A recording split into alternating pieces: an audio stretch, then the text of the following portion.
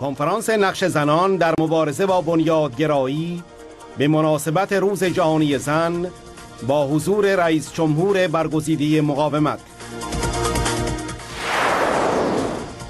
نمایشگاه همبستگی با زنان ایران در پارلمان اروپا به مناسبت روز جهانی زن.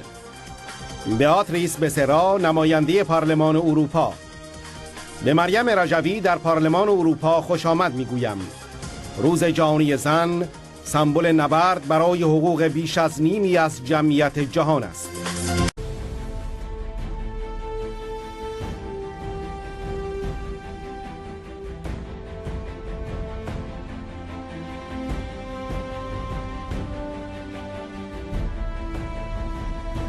Madam Beatrice Becerra, Chair of the Conference, dear sisters, I'm so pleased to be here and speak to you on such a key topic as women's role in war against fundamentalism. Extremism under the banner of Islam is a fatal epidemic, expanding throughout the world because it has not been confronted. To defeat this epidemic, a comprehensive approach is vital. Since the 1990s, we have been warning that Islamic fundamentalism is the new global threat. Today, there is a real concern about Daesh. But it should be noted that its expansion is a product of two developments in the region. First, the Iranian regime's occupation of Iraq after the war in 2003 and the brutal crackdown on Sunnis by the mullah's puppet government in Iraq. And the second, suppression of Syrian people and dissidents by Bashar Assad's government, backed and led by the mullah's regime.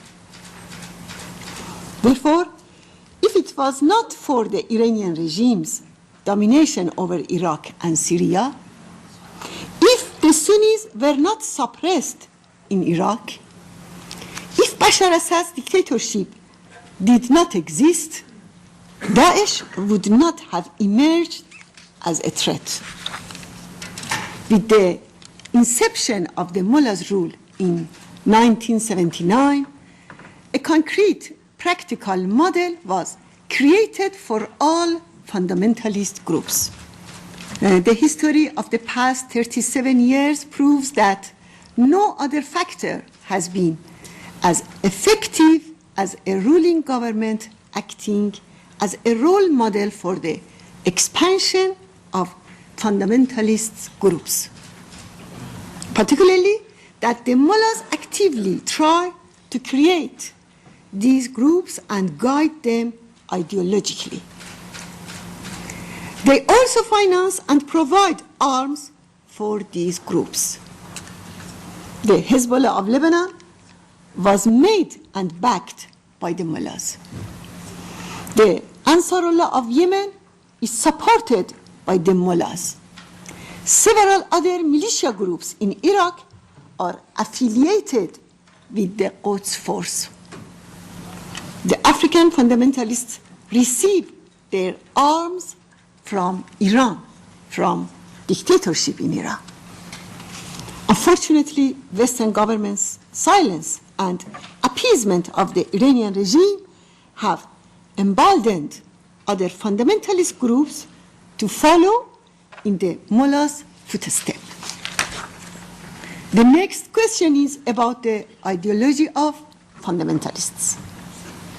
Sunni and Shiite fundamentalists share common foundations despite differences.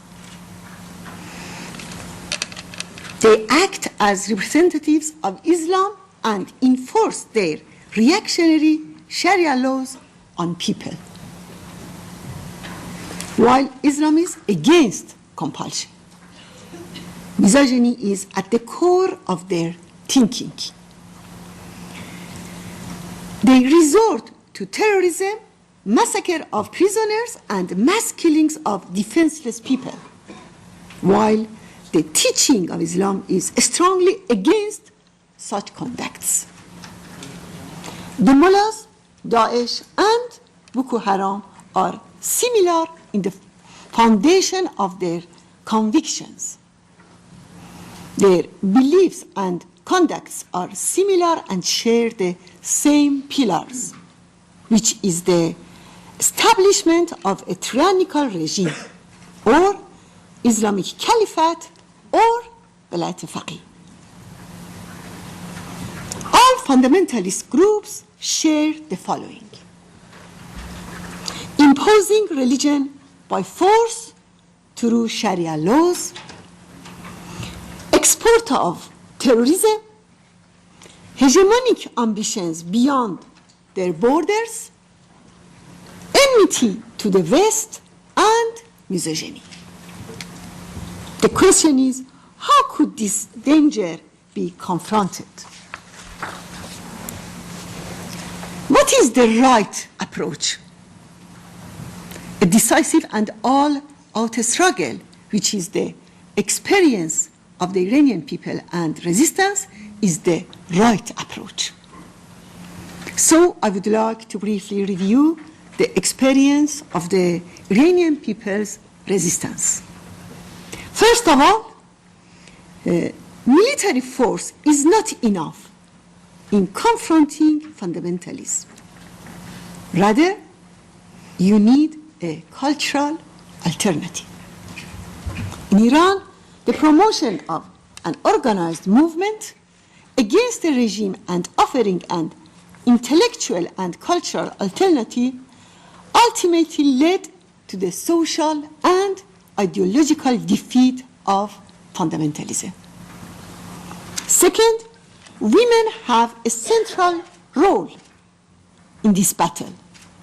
Women's equal status, which men as well as their equal and active participation in political leadership, is an essential condition.